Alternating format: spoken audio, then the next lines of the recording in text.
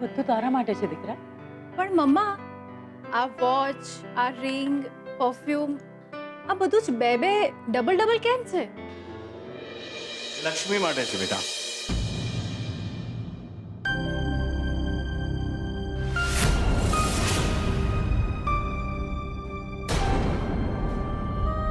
તારા માટે ખરીદી કરી રહ્યો તો થયું કે લાવ લક્ષ્મી માટે પણ કંઈક લેતો જાઉં. અને સારું થયું કે લઈ આવ્યો. મને તો અહીંયા આવીને ખબર પડી કે એના પણ લગ્ન છે. Thank you so much dead.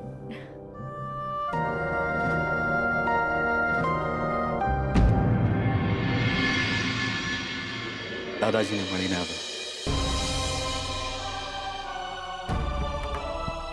બહુ દુખી હતા. પણ ચાલો એક વાત સારી થઈ કે લગ્ન પાછા નથી ઠેલાયા. દાદાજીની ઈચ્છા હતી કે સ્વીટુની જાન આપણા આંગણે આવે.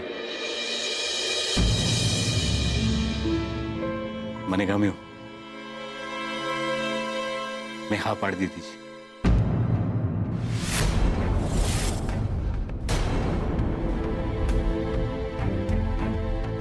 ચાલો ચાલો કલ્પના, આપણે લગ્નની તૈયારીઓ કરવાની છે. શાસ્ત્રીજીને પણ બોલાવવાના છે. શાસ્ત્રીજી? શાસ્ત્રીજી કેમ? અરે બધી વિધિઓ માટે, આશીર્વાદ માટે. તો શાસ્ત્રીજીને શું કામ? એ ભલે ને શોધનના ઘરે પધારે. આપણા ઘરે પણ લગ્ન છે કૈલાશ. આપણે આપણી વિધિઓ કરીશું. કૈલાશ, મારા જાણીતામાં એક પંડિતજી છે. હું એમને બોલાવી લઉં છું.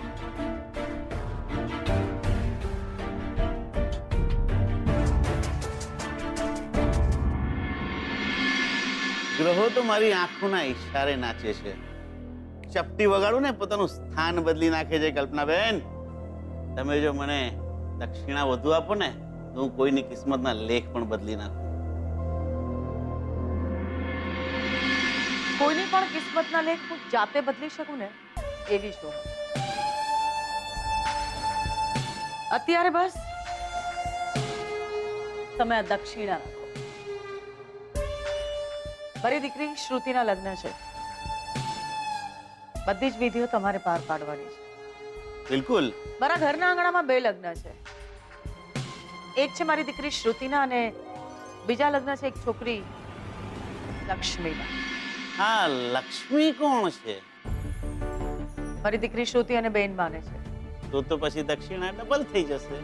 તમારે શ્રુતિના લગ્ન કરાવવાના છે અને લક્ષ્મીના લગ્ન અટકાવવાના છે. કંઈ પણ કરો પંડિતજી. એની કુંડળીમાં કોઈ પણ ખાનામાં શનિ કે મંગળ મૂકો, પણ એ છોકરીના લગ્ન મારી દીકરી શ્રુતિના લગ્નની સાથે ન થવા જોઈએ. કલ્પનાબેન, તમે મને આ દક્ષિણા આપો છો કે સોપારી?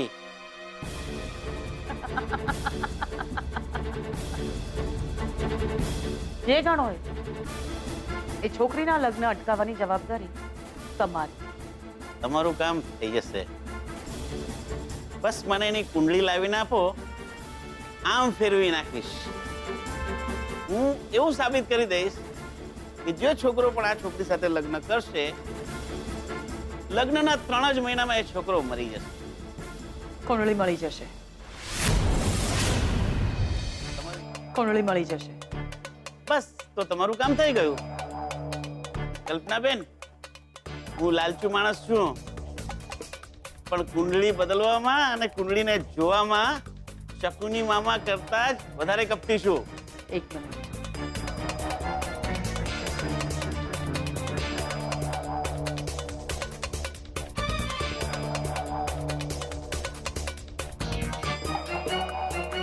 આવ્યા છો તો આ કુંડળી પણ જોતા જાઓ.